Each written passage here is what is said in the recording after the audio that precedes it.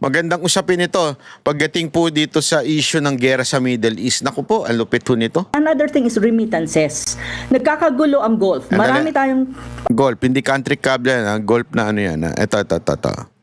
Dito natin simulan yung simula talaga. Yan. Hoy, DZAR, yan ang the best radio station. Panalo yan. Lalong-lalo na yung mga host dyan, si MJ at saka si Admar, panalo yan. Mas lamang lang ako ng bahagya Meron po akong sa ligo. napanood kanina na isang interview din sa na analyst at sinasabi na parang naniniwala din ata daw ang Iran na hindi talaga sila mananalo dito sa laban na ito, lalo na nabanggit na rin ng ibang mga bansa na yung mga yung nadamay na nagkaroon ng drone attack, nabagsakan ng mga missiles din ng Iran, na hindi sila papayag, na hindi sila maghihiganti, at alam nila na alam daw ng Iran na hindi talaga sila mananalo dito sa sigalot na to, sa tension na ito. Pero parang meron daw silang paniniwala na alam namin hindi kami mananalo, pero i-make sure namin na hihilahin din namin kayo pababa. Yun yung yun yung narinig ko kanina sa mga analyst din po. Sinong analyst yan? Napaka... Hindi ba si Haydar yan? Buti hindi pinangalanan ni Admar kung sino yung analyst na yun. Kasi ang dami ng analyst ngayon eh. Tapos dinagdagan mo pa ng mga tangang tanso. Alam mo, ito ako mahilig ako sa stand-up comedy. Sa totoo lang, kasi ilang beses tumagal din tayo sa stand-up comedy dahil bar. Dahil nanonood tayo doon, tsaka may performance ang ating grupong Mocha Girls doon. Pero ito, malupit. Mas komedyante pa ang mga tanso pagdating sa analyzation. Natatawa ako sa analyzation nila, pang tanga talaga. Kasi mga bobo, binigyan mo pa ng ng mikropono tsaka ng camera, tapos nag-vlog. Grabe, pangtanga talaga po. Sobrang pangtanga yung kanilang analyzation po. Sorry pero totoo talaga eh. I hate to say it kasi tila pag sinabi mong tangang isang tao, para mo sinasabing magaling ka. Ayoko yun. Ayoko sabihin na magaling ako. Pero tanga lang talaga kasi. Alam mo, ako hindi ko sasabihin matalino ako. Normal lang yung isip ko. Katulad ninyo, pare-pare tayo ng eksaktong, yung logical lang. Eksaktong logical. Tayo mga pare-pareho. Sila, extreme yung katangahan. Pag nag-analyze, grabe. Lalo na yung mga nagtitiktok. Putang ina, please, ilayo nyo yung cellphone sa inyo. Ilayo nyo yung cellphone. Ikakapahamak nyo yan. Isipin nyo, mapapanood na mga anak nyo. Ba't ang tanga ng tatay ko? Ba't ganito yung logic ng tatay ko? Unless, tanga na rin yung mga anak nyo. Hindi na rin nare-realize nila yung tatay nila, ang tanga-tanga. Sorry Yung, parang isa side siya ng sa Iran. Amerika. Hindi sa side naman ng parang sa side siya ng Iran, binabasa niya na kumbaga alam daw ng Iran na hindi siya mananalo, lalo na kung magkampi-kampi ito sa mga pangyayari ngayon, pero i-make sure nila na kung babagsak man sila, magagapi man sila, i-make sure nila na talagang meron ding mababagsak doon sa kanilang mga kalaban na prof, no? And yung lawak ng epekto nito, Middle East, meron tayong at least 2 million na mga Pilipino po. 2 to 4 million. 2 to 4 million na mga Pilipino po doon registered or mga na lista tsaka hindi pa na-rehistro. Kumbaga ang epekto po nito direkta sa ating bansa na meron na tayong problema sa issue ng korupsyon, namomroblema na tayo kahit wala pa siguro yung gera sa Ukraine, medyo problema na rin natin yung sa ekonomiya, may politika din na problema tayo. meron din tayong problema sa kapitbahay lang din na natin. And parang po pangatlo or basta nasa top 5 ang Middle East na remittances natin. Alam natin yung epekto niyan. Ano ang nakikita mo? Ito yung bagamat sinasabi po ng ating gobyerno na hindi, malayo lang yung ano natin, siguro yung sa langis lang natin. Pero sa nakikita nyo po, maliban sa langis, given na yan, pati na rin yung sa mga imported na mga inangkat natin, ano pa ang nakikita nyo pong posibleng indirectly na epekto nito sa atin pong bansa, Prof? Una, tungkol muna doon sa sinasabi mo na ang tawag nito, hindi mananalo ang Iran. One thing that you have to remember, walang mananalo sa kanila sa Gulf states, even Israel. It's not a win. It's a destruction of all countries in the Gulf. Kapag sumabog yan at nagtira-tirahan sila. So it's not really necessarily because Iran knows that it will not win. Actually, Iran is confident that it can win. Yun nga ang ano doon eh. Yun nga ang problema doon eh. Because they even are confident na kaya nila.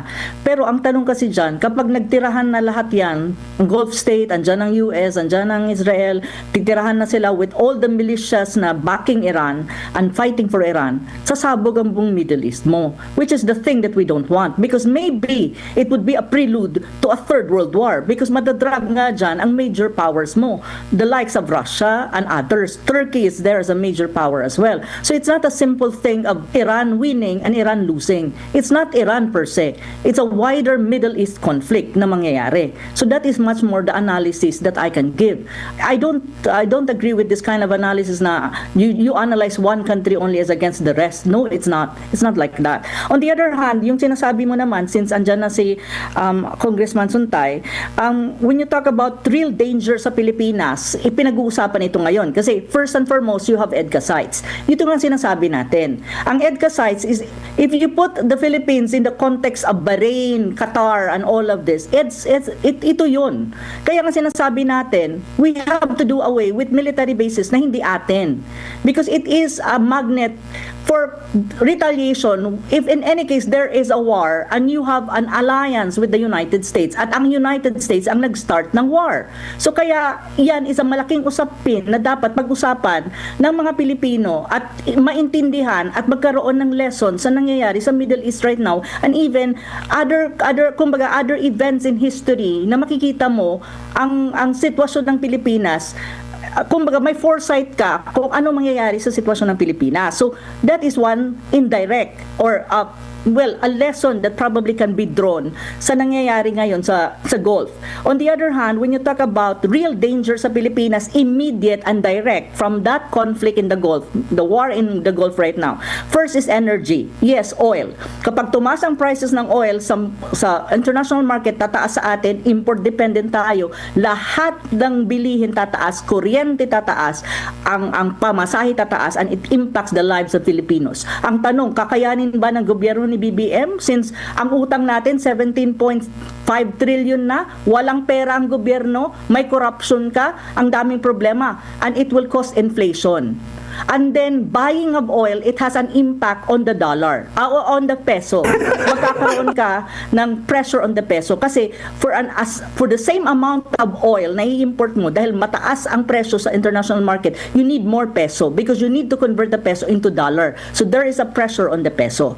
That is another effect. Shipping. Maritime tayo eh. So sometimes ang shipping is part of our quote-unquote activity and economic activity. So that will be impacted kasi ngayon sarado ang ilang ilang shipping lanes na napapasok doon sa Middle East. That's one. Another one is the business sector. Nagpa-fly. Mahirap ngayon, ang daming areas sa Middle East na walang no-flight zone. Especially because may war ka. So that is a cost to business. Investment. Ngayon nakikita nila na like for example, countries in the Gulf na may mga military bases and military assets, frontline states yan ng United States, especially in the context of war. Ngayon nakikita nila may EDCA sites. Oh my God. So if this is the case, probably I should not invest in the Philippines because maybe something happened and ang kawawa naman ng investment ko kung naging nagkataon. So that's another perception. Because one thing that you have to remember, perception is very important, especially when you talk about business. And another thing is remittances. Grabe yun ha. Malupit yun ha. Yung discussion na yun. Totoo yun. hirap na nga yung businesses ngayon na mag-travel, mag-import dahil nga dun sa airspace na tinatawag, mas mahal. Okay? Kaya nga yung mga krudo magmamahal dahil bago madala dito, mahal na yung pamasahe o yung hindi pamasahe ang tawag doon, yung importing, 'di ba? Magmamahal na. So napakarami ng mahal plus ito pang lintik na EDCA sites sa atin. Tama eh. Even if i-deny nila, the EDCA sites are not the same with US bases. Yes, they're not the same. They have different names. US bases, iba ang pangalan. EDCA sites, iba rin ang pangalan. Pero almost the same ang function. As a matter of fact, nakatenga yan dyan. May mga gamit dyan ng Amerikano. So, perception-wise, sa mga negosyante, iiwas sila dyan. Kasi nakikita nila yung nangyari sa Middle East. Baka bombahin lang din. Remember, yung mga nabobomba sa Middle East, hindi lang naman bases eh. Pati hotels. So, businesses. So, matatakot talaga yung mga negosyante na taga-ibang bansa na dito na lang invest sa bansa natin. Doon na lang sila sa tingin nila, perception again, walang mangyayaring kaguluhan. Kaya perception is everything, especially in business.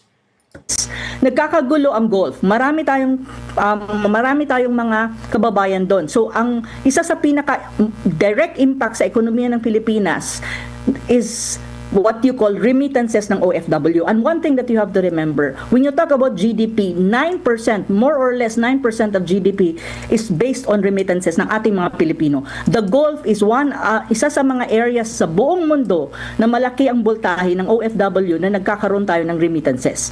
And remittances is a macroeconomic stability factor ng Pilipinas. Kapag yan na-cripple, pag tumagal ang war sa Middle East or nag-escalate ang war sa Middle East at tumagal, problemang malaki yan ng Pilipinas. Kasi malaking kawalan yan. On the other hand, vulnerability ng OFW, yung buhay nila, yung kanilang, kung i-repatriate mo sila o hindi, and then kapag nasa Pilipinas sila, na-repatriate, anong trabaho ang ibibigay mo dyan? That's still a problem of government and it's economic still. Then, financial stability nga dahil sa pressure on the peso. These are the direct impact on the economy. And look at the economy of the Philippines. Naghihikaos na po tayo. Naghihikaos ang ekonomiya ng Pilipinas. Plus this one na bago, ngayon lang. Then, ang tanong sa gobyerno ni BBM, ano ang gagawin mo at ano ang mitigating plan mo to make it sure? Alam mo kung anong gagawin niya? Ayun, mag-i-inaugurate ng footbridge. Gago! Utangin na talaga, oo. Na hindi siya mabigat para sa mga Pilipino. Kasi mabigat yan sa mga Pilipino eh. So yun yung matatawag mong direct impact and effect sa atin, sa bansa natin. However, yung indirect impact dyan is the perception that the Philippines is also a frontline state of the United States, especially under BBM. And you are part of what you call security and military network or architecture of the United States in the world. Kasi we're in the Indo-Pacific, but if you look at the security and military network of the United States, the Philippines is one of them. Because you have the EDCA sites. Na ngayon, sinasabi ng ng National Security Council at ng AFP na hindi daw military bases ng US. Come on, give me a break. Sino bang nagbubulahan dito? Hindi po bobo ang mga Pilipino. Yun. At lalo naman ako, hindi ako bobo para hindi ko maintindihan. Yung mga political analyst ang bobo. Gago! Yung mga analyst, alam nyo na ibig ko sabihin ng analyst, ha? Gago! Oh, anyway, ayan na nga po. Maraming salamat po, ha? At antabayan na yung mga susunod pang mga balita na ating pong ibabalita dito sa ating channel. Panood lang po tayo. God bless everyone. Mabuhay ang bansang Pilipinas. Kami ang boses ng masa, hindi natatakot. Katotohanan lang, di kami nalulunod. Walang bahid ng sismis, lahat ay totoo. Kahit sino ka pa, pag mali ka babanatan ka. Walang pinipili kulay, wala kaming kinikilingan.